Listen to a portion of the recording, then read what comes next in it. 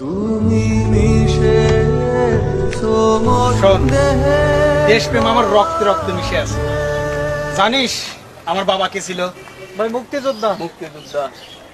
তুই জানিস আমার দাদা কে ছিল? মুক্তিযোদ্ধা। তাহলে দেশপ্রেম কি আমার মধ্যে থাকবে না কার মধ্যে থাকবে? ভাই আপনার মধ্যে থাকবে। আপনার মধ্যে থাকবে ভাই।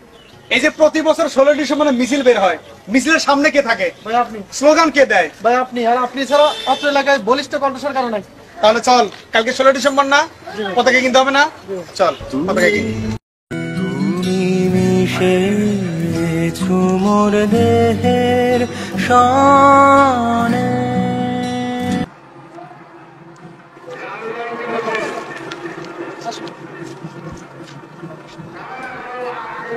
কি মনসুর মিয়া, সারা জীবন পতাকাই বেঁচে গেলা। পতাকা বেঁচে আর কয়দিন? কালকে তো বিজয় দিবসের মিছিলে যাব। আমার ভাইদের পতাকা দেন, আর সবচেয়ে বড় পতাকাটা আমাকে দেন। গত বছর যে আপনার কাছে পতাকা পেয়েছিলাম, সেই পতাকা কই? গত বছরের পতাকা কই রাখছি তার তো কোনো খোঁজ খবরই নাই। একটা পতাকায় 1 বছর আগলায় রাখতে পারেন না, আর দেশপ্রেম সেইটা রাখবেন কেমন? শোনেন, প্রকৃত দেশপ্রেমিক তারাই যারা জীবনে পতাকা কেনে একবার আর আগলায় রাখে সারা জীবন।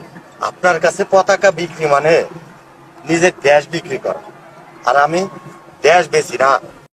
তুমি মিশেছো মোর দেহের সনে।